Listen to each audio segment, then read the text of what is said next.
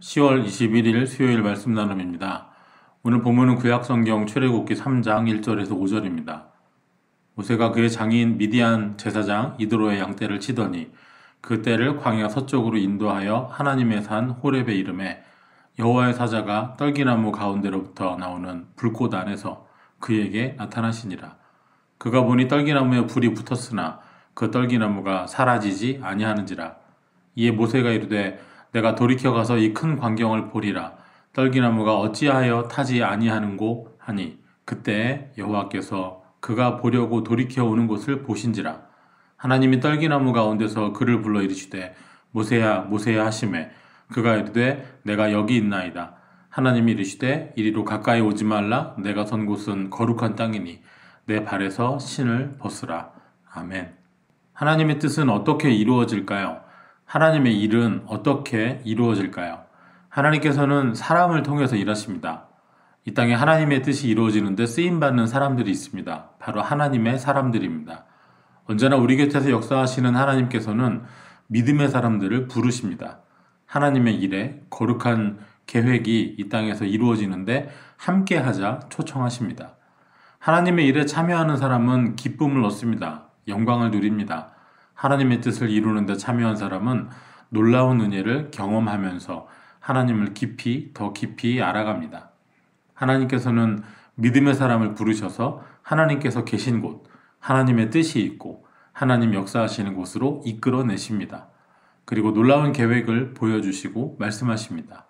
하나님의 선하신 계획이 무엇인지 깨닫기도 하여 주십니다. 이때 믿음의 사람에게는 선택이 요구됩니다. 부르심에 따라 하나님의 일에 동참할 것인가 아니면 회피할 것인가 선택해야 합니다. 오늘 우리가 살펴볼 모세도 그랬습니다. 하나님께서 모세를 부르시는 과정을 통해서 몇 가지 교훈을 살피려고 합니다. 먼저 알아야 할 것은 하나님께서는 모세를 부르시기 이전에도 이미 일하고 계셨다는 사실입니다. 구약 성경 전체에서 앞으로 오고 오는 모든 세대에서 여호와의 크고 놀라운 일로 불리게 되는 출애굽은 모세에게 지팡이를 들게 하실 때, 바로에게 가라 명령하실 때 시작된 것이 아닙니다. 이미 하나님께서는 역사하고 계셨습니다. 출애굽은 이미 하나님의 뜻 안에 있었습니다. 출애굽기 2장 23절에서 25절입니다. 여러 해 후에 애굽 왕은 죽었고 이스라엘 자손은 고된 노동으로 말미암아 탄식하며 부르짖으니 그 고된 노동으로 말미암아 부르짖는 소리가 하나님께 상달된지라. 하나님이 그들의 고통 소리를 들으시고 하나님이 아브라함과 이삭과 야곱에게 세운 그의 언약을 기억하사 하나님이 이스라엘 자손을 돌보셨고 하나님이 그들을 기억하셨더라. 이 말씀은 모세가 살인자가 되어 광야에 숨어들은 이후의 사건을 기록한 말씀입니다. 모세가 자신만의 광야 40년을 보내고 있을 때 하나님께서는 그저 기다리신 것만이 아니었습니다. 하나님께서는 이스라엘의 고통을 들으셨고 오래전 아브라함과의 언약을 이삭과 야곱과 맺으신 그 언약, 곧 그들의 하나님이 되어주시고 가나안 땅을 주시겠다는 약속을 기억하고 계셨습니다. 모세가 출애굽의 사명을 받기 이전부터 하나님께서는 이미 일하고 계셨습니다. 하나님의 역사는 이미 진행 중입니다. 모세가 태어남 자체가 이미 하나님의 계획의 일부였습니다. 하나님의 일하심은 중단이 없습니다. 하나님의 역사는 창조 이후부터 한순간도 끊임없이 이어지고 있습니다. 천지를 창조하시고 주관하시는 주께서 민족을 세우시고 인도하시는 하나님께서 이제 한 사람에게 시선을 집중하십니다. 바로 모세를 찾아가신 사건입니다.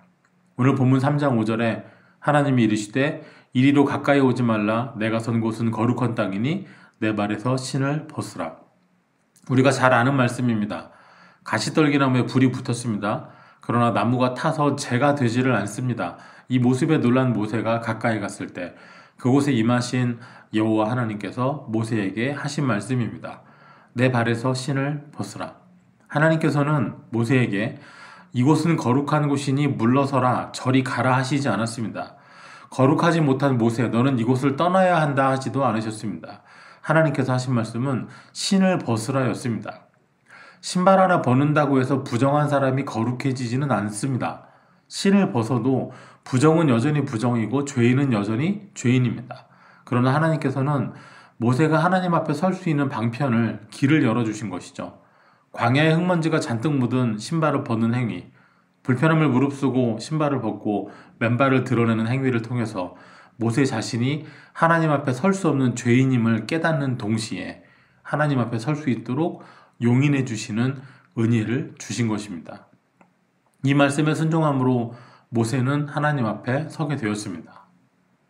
모세 역시도 죄인이고 속량이 필요한 사람이지만 하나님께서 그를 품어주시고 받아주셔서 하나님의 일을 하도록 부르신 것입니다. 이렇게 시작된 하나님과 모세의 교제는 모세가 이 땅에서 죽는 순간까지 계속 이어졌습니다. 하나님께서 모세와의 개인적인, 실제적인 사랑의 관계를 추구하셨습니다. 하나님께서 원하신 것은 단지 일만 하는, 주어진 명령만 수행하는 기계적인 일꾼이 아니었습니다. 하나님의 부르심에 따라 하나님의 일을 행하는 사람은 먼저 하나님과의 깊은 교제를 누립니다. 하나님의 일을 할수록 하나님의 성품을 알게 됩니다. 하나님의 인자하심을 발견하게 됩니다. 하나님의 깊은 사랑과 은혜를 날마다 보게 됩니다. 일을 마친 후에도, 사명을 다한 후에도 하나님의 사람은 여전히 하나님과 깊은 교제를 누리면서 삽니다. 이것은 하나님의 사람에게 주어지는 은혜요, 혜택이기도 합니다. 하나님께서는 모세를 단순한 전달자로 부르시지 않았습니다.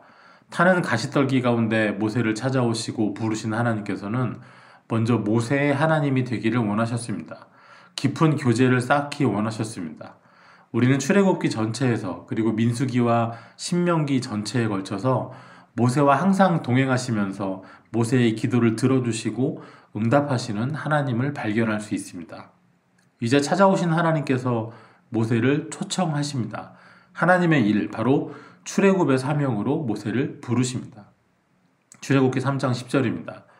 이제 내가 너를 바로에게 보내어 너에게 내 백성 이스라엘 자손을 애굽에서 인도하여 내게 하리라. 내가 너를 바로에게 보내어, 여기서 보내다라는 말씀은 임명한다는 의미를 갖고 있습니다. 하나님께서 일을 맡기시는 사람에게 특별한 사명을, 임무를 주시는 것이죠. 단지 어떤 직함을 주시겠다는 의미가 아닙니다. 여기서 말하는 임명은 그 일을 감당하는 데 필요한 권한을, 힘을, 권위를, 능력을 함께 주는 것을 의미합니다. 광야에 숨어 40년을 목자로 살아온 모세에게 온 이스라엘 백성을 출애굽하는 역사에 필요한 힘과 권위를 주겠다고 말씀하고 계십니다. 하나님과의 깊은 교제와 하나님께서 주시는 능력을 하나님의 사람 모세는 소유하게 됐습니다. 여기까지 나눈 말씀에서 우리는 확인할 수 있습니다. 첫째로 하나님께서는 이미 일하고 계셨습니다. 출애굽 사건, 모세의 사명 이전에도 하나님께서는 일하고 계셨습니다. 동족을 구해보려고 나선 모세가 살인자가 되어서 광야에 숨어버렸어도 하나님의 일은 계속 진행 중이었습니다. 이미 하나님께서는 모세를 훈련시키고 계셨고 고통받는 이스라엘의 소리도 계속 듣고 계셨습니다. 하나님은 언제나 일하고 계십니다. 지금 우리 곁에서도 하나님의 일하심이 계속되고 있습니다.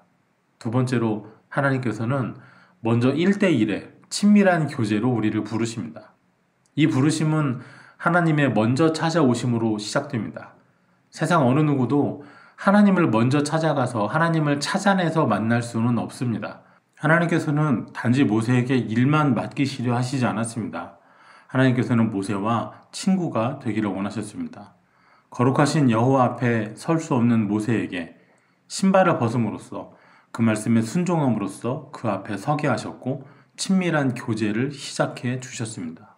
여러분의 삶 가운데 주님의 몸된 교회 공동체 안에서 여러분이 어떤 일을 감당하든지 여러분은 하나님과의 친밀한 교제로 부르심을 받았습니다.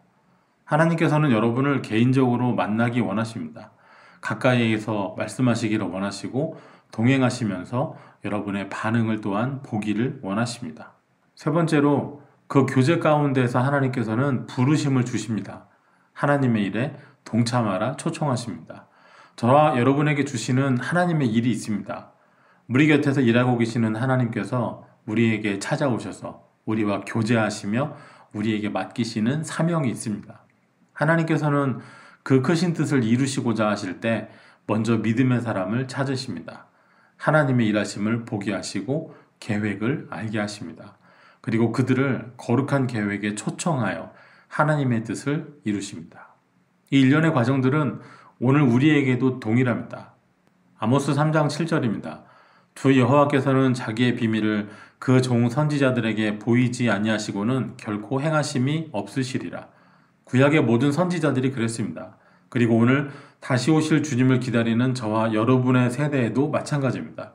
하나님께서 나타내 보이시고 그분의 일하심을 보이시면서 초청하십니다. 이것이 하나님께서 우리를 통하여 일하시는 방법입니다. 오늘 우리의 눈을 들어서 모세가 타는 가시떨기를 보았듯이 하나님이 보이시는 하나님의 일하심을 역사하시는 현장을 보기를 원합니다. 우리 곁에서, 우리 주변에서, 우리 교회 안에서 하나님께서 지금 어떤 일을 이루고 계신가요? 우리는 기도해야 합니다. 우리에게 하나님의 일하심을 볼 수 있게 하여 주옵소서. 그리하여 일하고 계시는 그 하나님의 일에 참여하는 사람들이 하나님의 사람들이 되게 하옵소서. 이것이 우리의 기도가 되어야 하겠습니다. 주님 앞에 설 수 없는 우리를, 죄를 벗어버릴 수 없는 우리를 대신하여서 예수님께서 대신 징계를 받아 죽으심으로 우리는 거룩하신 하나님 앞에 의인으로 설 수 있게 되었습니다. 모세에게 신을 벗으라는 말씀이 있었다면 우리에게는 친히 죽으심으로 거룩하지 못한 우리를 거룩하게 의롭게 만들어주시는 예수님의 십자가 은혜가 있었습니다. 감히 하나님 앞에 설 수 없고 하나님과 교제할 수 없는 우리였으나 이제 자녀가 되고 상속자가 되었습니다. 믿음의 눈을 열어서 역사하시는 주님을 배웠고 주님의 일에 참여하는 저와 여러분 되시기를 주의 이름으로 축원합니다. 기도하겠습니다. 하나님 감사합니다. 오늘도 우리 가까이에서 역사하고 계시는 하나님의 일을 우리 믿음의 눈을 열어 볼 수 있게 하여 주시옵소서. 우리를 찾아오셔서 거룩하게 하시고 말씀하시며 사명 주실 때 감사함으로 믿음으로 서서 하나님의 일에 참여하는 우리가 되게 하여 주시옵소서. 예수님 이름으로 기도하옵나이다. 아멘.